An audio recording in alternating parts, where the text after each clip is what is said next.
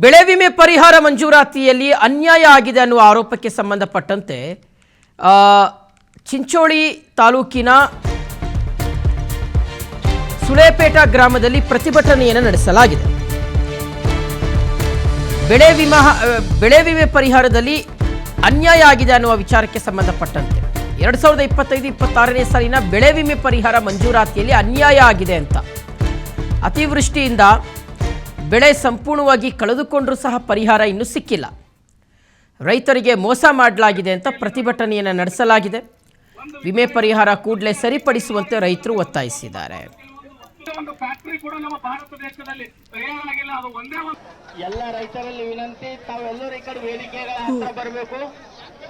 ಮಲ್ಲಿಕಾರ್ಜುನ ಗುಲ್ಗುಂಜ್ ಅವರು ಬರ್ರಿ, ಈ ಕಡೆ ಬರ್ರಿ. ಎಲ್ಲ ರೈತರು ಈ ಕಡೆ ಬರ್ಬೇಕು. ರಮೇಶ್ ಅವರೇ ಬರ್ರಿ. ಯಾರು ಇಲ್ಲಿ ನಮ್ಮ ಚಳುವಳಿ ನಿರಂತರವಾಗಿರ್ತದೆ, ತಾವೆಲ್ಲರೂ ಈ ಕಡೆ ಬರಬೇಕು, ಯಾರು ಬಿಟ್ಟು ಹೋಗ್ಬೇಡ್ರಿ.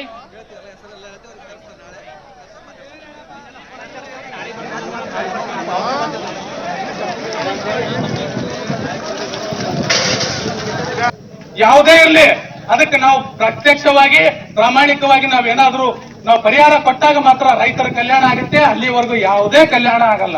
ಆ ಕಲ್ಯಾಣ ಆಗಲಿಲ್ಲ ಅಂದ್ರೆ ರೈತರ ಸಿಡಿದೇಳುವಂತ